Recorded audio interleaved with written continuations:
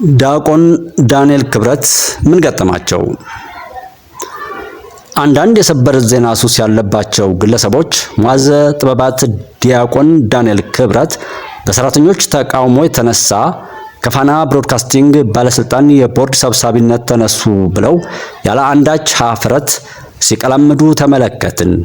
እነዚህ ሰዎች ግማሽ እውነትን ከሐሰት ጋር ቀላቅሎ ለተከታዮቻቸው የመጋት የቆየ ልምዳቸውን ተጠቅመው ለአንድ ቀን ከግማሽ ህዝብ ማሳሳት ችሏል። ምን እንደሚጠቀሙ ባናውቀውም ለማንኛውም እውነታው ባጭሩ ይኸው ነው። ዲያቆን ዳንኤል ክብረት የፋና ቦርድ ነበሩ። በኋላ ዶክተር ለገሰ ወደ አምባሳደርነት ሲሄዱ የጠቅላይ ሚኒስትሩ አማካሪ ዲያቆን ዳንኤል ክብረት በሳቸው ቦታ ወደ ኢቢሲ ቦርድ መጡ። በኢትዮጵያ ሕግ ደግሞ የሁለት ተመሳሳይ ኩባንያዎች ቦርድ መሆን አይቻልም፣ ምክንያቱም የጥቅም ግጭት ይፈጥራል ስለሚባል። ስለዚህ ባለአክሲዮኖች ተሰብስበው ሌላ ሰው መወከል ነበረባቸው። ያ ደግሞ በወቅታዊ ጉዳይ የተነሳ በቶሎ ሊሆን አልቻለም ነበር። በመጨረሻም ባለአክሲዮኖቹ ተሰባስበው ሰው ሲወክሉ ግን ዲያቆን ዳንኤል ክብረት ቦታውን አስረከቡ። ሰራተኛ ጠየቀ ምናምን የሚለው ማጣፈጫ ተረት ተረት ነው። ዲያቆን ዳንኤል ክብረት አሁንም የኢቢሲ ቦርድና የጠቅላይ ሚኒስትሩ አማካሪ በመሆን ሀገራቸውን በማገልገል ላይ ይገኛሉ። የሐሰት ወሬ ቀፍቃፊዎቹን እንደተለመደው ታዝበን እናልፋለን። እውነት ያሸንፋል። ናትናኤል ነው እንደዚሁ ይሄንንም የሚነግረን። ግንቦት 20 በረከት ወይስ መረገም? ዛሬ ግንቦት 20 መሆኑን ከመሸ ሰማሁ። በህይወት እያለሁ ግንቦት 20 እንደሌሎች የግንቦት ተራ ቀናት ይሆናል ብዬ አስቤ አላውቅም ነበር።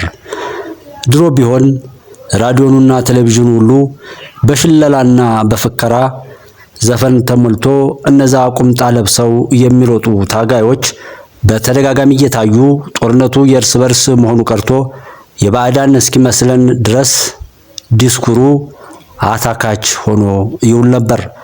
እውነት እንነጋገር ከተባለ ግን ግንቦት 20 ለቀረው ኢትዮጵያዊ ይቅርና ለራሱ ለትግራይ ህዝብ ለራሱ በረከት ነበረው ወይስ መረገም?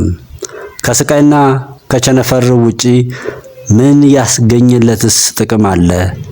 ደርግ አምባገነን መሆኑ አይካድም።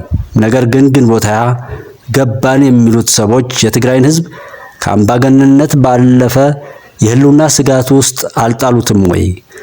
በክልል አጥረውና መሬት ተናጥቀው ከጎረቤቶቹ ጋር በሰላም እንዳይኖር አላደረጉትም ወይ? በስሙ ነግደውና ሀብት አጋብሰው ለከፋ ችግርና ቸነፈር አላጋለጡትም ወይ? ኢትዮጵያንስ እንደ ሀገር በዘር ከፋፍለው እርስ በርስ እንድንባላ መንገድ አልቀየሱም ወይ? ኤርትራን የሚያክል መሬት ቆርሰው አልሰጡም ወይ? ባህርን የሚያክል ሀብት እንደዋዛ አሳልፈው አልሰደዱትም ወይ? በትግራይ ህዝብ ስም በሰሩት አሰቃቂ ወንጀል ህዝቡን ለአደጋ አላጋለጡትም ወይ? ግንቦት 20 አምባገነኑ የደርግ ስርዓት የወደቀበት ቀን ቢሆንም የኢትዮጵያውያን ማህበራዊ መሰረት ከመሰረቱ የሚንድ የፖለቲካ ካንሰር የተተከለበትም ጥቁርና መጥፎ ቀን ነበር። ግንቦት 20 1983 ማለት ነው። ይህ መሆኑ ሳያንስ ደግሞ ልክ ባዕድ ሀገርን እንዳሸነፉ ያክል ግንቦት 20 እያሉ የገዛ ወንድሞቻቸውን ያሸነፉበትን የገደሉበትን ቀን ብሔራዊ በዓል አድርገው ማክበራቸው ነገሩን አስገራሚ የሚያደርገው ነበር። ዛሬ ያ ሁሉ ታሪክ ሆኖ እንኳን በመላው ኢትዮጵያ ይቅርና በትግራይም ቀኑ እንዳዘቦት ቀን ታስቦ ውሏል። ምናልባት አንዳንድ ገጠሮች ላይ ህዋት የጠረነፋቸው አሮጊቶች ጧፍ አብርተው ሊሆን ይችላል። በተረፈ ከትግራይ ወጣት ልብ ውስጥ ግን ግንቦት 20ም ግንቦት 20ያንም እንደ ሰንኮፍ ተነቅለው ከወጡ ቆይተዋል የሚለን ናትናኤል ነው። የኢትዮጵያ መዲናችን አዲስ አበባ ባለፉት 5 ዓመታት የልማት አብዮት አካሂዳለች። በባለፉት 10 ቀናት ብቻ 11 ፕሮጀክቶችን ለአገልግሎት ክፍትም አድርጋለች።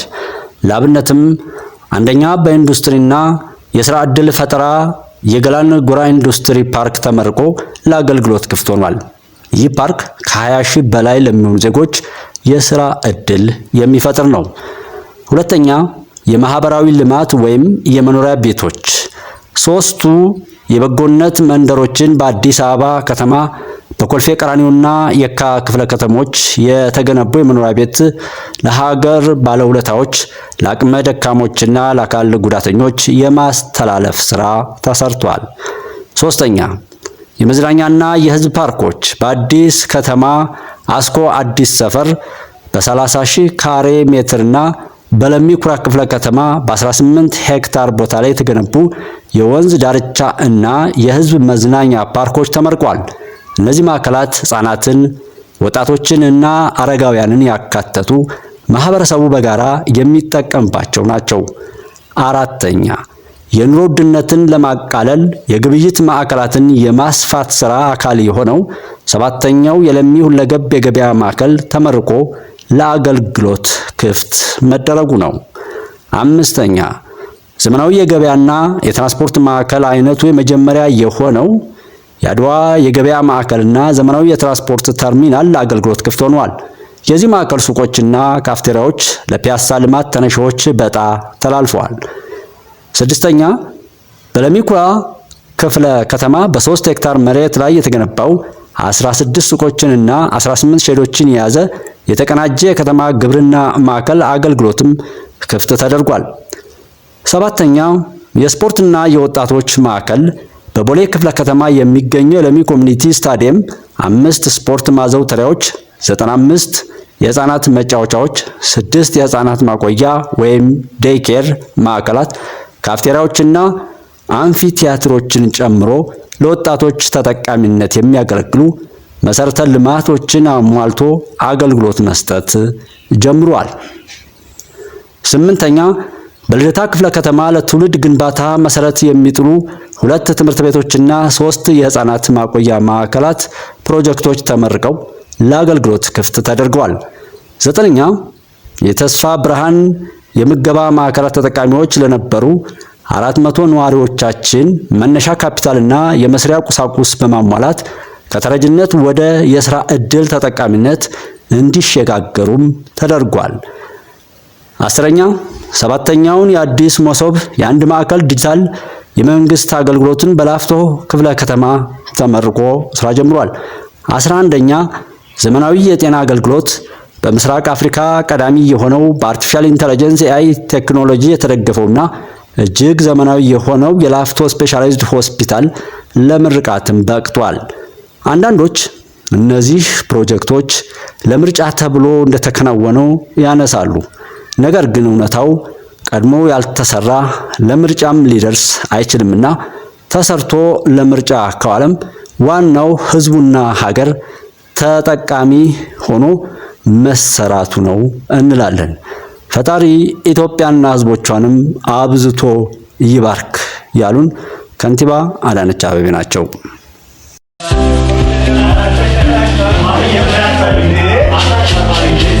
ልጆቼ አደራችሁን ተከብሬ በኖርኩበት የንግድ ሥራ እንዳታዋርዱኝ፣ የህዝብን ገንዘብ እንዳትነኩ።